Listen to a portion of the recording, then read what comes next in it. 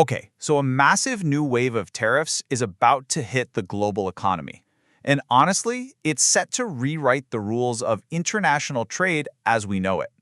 So what does this actually mean for countries, for companies, and for you? Let's dive in. To really get a feel for this, let's start on the floor of the stock exchange, right in those final, super tense hours before these new policies actually kicked in. The date is July 31st. The deadline is literally midnight. And if you were on Wall Street, you could just feel the anxiety in the air. You know, after months of these back-and-forth announcements and truces and threats, there was this feeling that, okay, this time it's for real. Yeah, this quote from an analyst on the trading floor just says it all, doesn't it? The market gets fatigued. The constant uncertainty, the whiplash from all these policy changes, it just left everyone and the market itself completely exhausted. And you can see that fatigue turning into actual fear right here in the numbers. This is the VIX, what a lot of people call the market's fear index. It measures volatility, and look at that. It jumped nearly 7% in a single day. That's a huge spike, and it just shows you how nervous investors were getting. So, by the end of the day, the suspense was over. The market had cast its vote. The Dow dropped 330 points. All three major indices closed in the red. The message couldn't have been clearer. A storm is coming. Okay, so what is this policy that caused all this turmoil?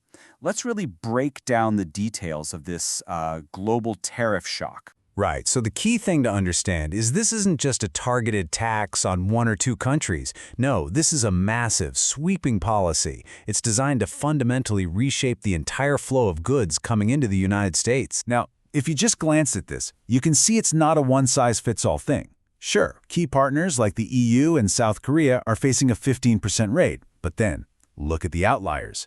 This is where tariffs stop being just economic policy and start being, well, geopolitical weapons. Brazil's hit with a staggering 50% tariff, and it's explicitly tied to their internal politics. India's 25% is linked to its energy deals with Russia, so that's the real takeaway here.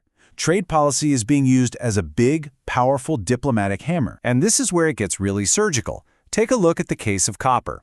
The raw material itself, totally exempt. But the second it's turned into something useful, like tubes or wires, bam, it gets hit with that huge 50% tariff. Now that's not random. It's designed to put a very specific kind of pressure on manufacturers. It all points to this strategy that economists call import substitution. The idea is actually pretty simple. You make imported manufactured goods so expensive that companies have no choice but to start making them here at home. So this isn't just a tax, it's a direct, forceful attempt to bring American manufacturing back onshore using the highest tariffs we've seen in almost 100 years. Now, a policy this disruptive was never going to just slide by without a fight. The pushback is coming from absolutely every direction, and it's igniting conflicts on the legal front, the diplomatic front, and the corporate front. And that pushback was immediate. It's happening on every front you can imagine. Right here at home, the policy is being challenged in court. Diplomatically, you've got leaders crying foul, saying it violates their sovereignty. And on the corporate side, huge powers like China are hitting back by just freezing new investments. And then, in the middle of all this conflict, you have countries like Mexico scrambling to negotiate some kind of delay. It really is a global battlefield. The legal fight in the U.S. really boils down to this fundamental question. The administration argues it has the power to do this under a 1977 law meant for national emergencies. But the challengers, and this includes small businesses and several states, they point to the Constitution, which pretty explicitly gives Congress, and only Congress, the power to set tariffs and regulate trade. And this quote just perfectly illustrates the core of the legal problem. During a hearing, a federal judge pointed out this one simple but wow, incredibly powerful fact. The emergency law that's being used to justify this entire policy, well, the word tariffs doesn't even appear in it, anywhere. So all this brings us to the question that's probably on your mind. With a massive new tax on all these imported goods, who ultimately ends up footing the bill? Well, despite all the political talk, economists are pretty much in agreement on this one. The cost of a tariff isn't really paid by the country that's exporting the goods. No, it's paid by us, the domestic consumers. So how does that cost actually get to you? It's a pretty simple chain reaction. First, the U.S. company that imports the goods pays the tax at the port. Then, to protect their own profit margins, they pass that extra cost on to the retailer.